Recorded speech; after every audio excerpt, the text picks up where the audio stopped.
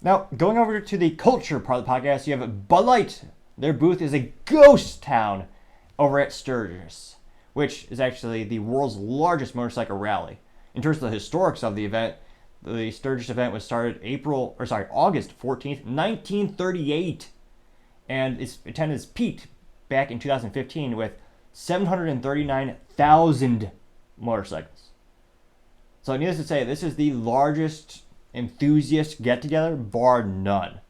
And pretty much every brand that has anything to do with motorcycles or alcohol, ironically, maybe, they're all there. And it's fascinating. There's a really clipped video. It's about 1 minute and 2 seconds from Clown World, a username on the Twitter, or now the X. And it's pretty entertaining. Here we are, Sturgis, Bud Light tent midweek. Any improvement? There's probably 1, 2, 3, 4, 5, 6, 7, more than 8 of those picnic tables, and then you have banners above it.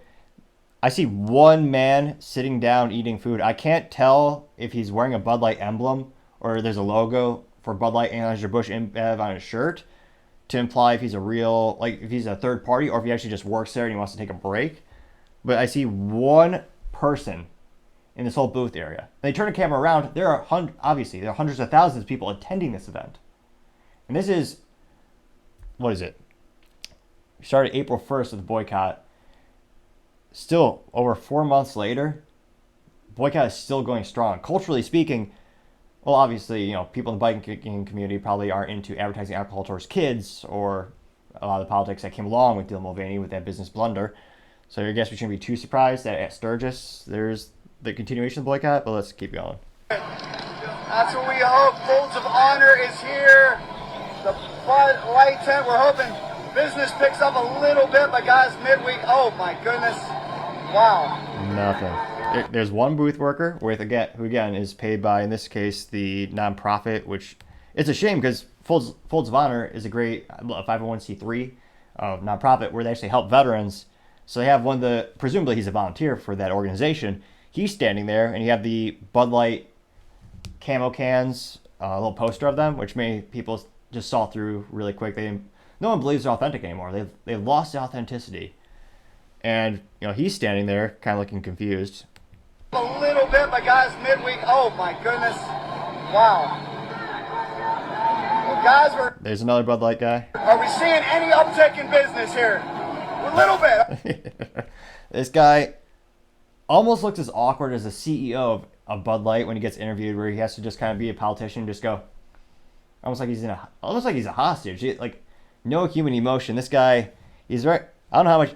I can't believe he's actually doing this. He must be getting paid a lot of money. He has a Budweiser parent company T-shirt on. He has American sunglasses and a backwards hat. So I guess perhaps kind of the traditional cliche Budweiser drinker. And the guy filming the video goes, "Hey, is business picking up?" And the guy's just like, almost a hostage. Like he alone is a hostage. He's like, "Yes." Does anyone really believe him? Okay. All right, let's see. Hey. Another Bud Light work employee just walking away. Let's keep it positive, right? Let's keep it positive. Maybe by the end of the week. Thank you for being here. Thank you for doing what you're doing. We appreciate the hardworking employees. We covered this early on in the week, guys. Take a look. Sturgis is absolutely jam-packed. The Harley tent is packed. The BMW tent is packed. But Budweiser having a tough go. Having a tough go. There must be a whole lot of beer left over in there. I don't know what to say. But so in terms of my anecdotal evidence, going to like tech conventions and different events where you have multiple booths around, it's almost a unique talent to be that bad at marketing to have no one stop at your booth. It is almost as if this booth has a virus and no one wants to go anywhere near it. There's that one person, and all the comments, of course, this is posted on Twitter. All the comments are hilarious. The only one is one fool who doesn't realize, Budweiser. Someone said, "Oh yeah, that's not Bud Light." It's like, well, who owns it? How do you not know? How do you not know this by now? Like, I can understand you might not know Michelob Ultra. That's, to many people, that might appear as a third-party brand. But like To not know Bud Light is owned by Budweiser, I can't help that this person is just trolling, or I can't believe. I find it hard to believe someone's that just uneducated or just doesn't have common sense.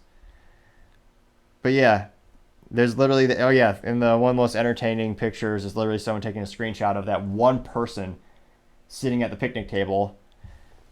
Out of was it 8 or 9 of those tables, no one is stopping. So it's one of those fascinating things where if you're supporting the boycott, you're definitely doing a great job because it's definitely working. And culturally speaking, and fascinating enough, it's not letting up. Every other boycott we've seen in the past couple of years, they've usually been very short-lived, and they usually peter out. The parent company, whoever's behind the brand, where there's a faux pas, they usually just don't have to do anything. They just sit back, just wait for it to roll over, or wait for it to go away naturally. It's one of the most unique situations where it's still going. I doubt people are ever going to forgive Bud Light, Budweiser, Anheuser-Busch, and Bev, and especially because they have no intention of apologizing. That time is long since sailed. And even if they were to apologize, let's say Brendan Whitworth actually came out of the woodwork, the former CIA operative who now is the CEO of Bud Light, Anheuser-Busch. Even if you were to come out today and say, oh yeah, we messed up, we did a terrible thing, we hired someone whose primary demographic is in their teens to represent our product, and is also controversial in the United States, part of the trans community, although many people question their authenticity because this individual never got the surgery or took the drugs, that during the normal procedures or the procedures to transition, that community would be more, they consider that a step to doing it. But yeah, just all those folks, if you were to say, oh yeah, we messed up, we won't do it again, then you'd have that community as well as as this become a political issue, people on the left boycotting it even more fervently than they already now. And they are now too. So at the end of the day, they're not going to apologize. They're just going to keep pretending like nothing happened. And again, they did say we're going to spend more money on advertising this summer than ever before. So we're going to see a lot of these events where they're hosting booths. This is, given the historicals, this is probably already a contract made months or years ago. They did have their Bud Light, or they had the Anheuser-Busch. They put Budweiser and they put a Harley Davidson logo on the can, which, geez, Harley Davidson, they're probably more left in terms of, you look at their headquarters, they're over in I believe Milwaukee, Wisconsin for sure, or Madison, one of the areas, but which those areas are, Wisconsin more often than not has turned blue over the years, I believe, but the average Harley driver probably is more right. So that seems like a business plan in and of itself. But yeah, needless to say, the outlook for Anheuser-Busch Bud Light, the outlook, as the Magic 8 Ball might say, is not so good. Thank you everyone for taking the time to tune in. Again, we're trying to get to 3,000 subscribers by the end of this month, so I greatly appreciate you taking time to click that button. Also, the feedback is greatly appreciated. So every time you leave a comment on the videos, or you like the videos, it really helps us grow and develop as we make the channel and make the production better and better. Also, don't forget to tell your family, tell your friends, tell your coworkers, heck, tell your enemies, tell anyone and everyone. Just stay safe and fight the good fight.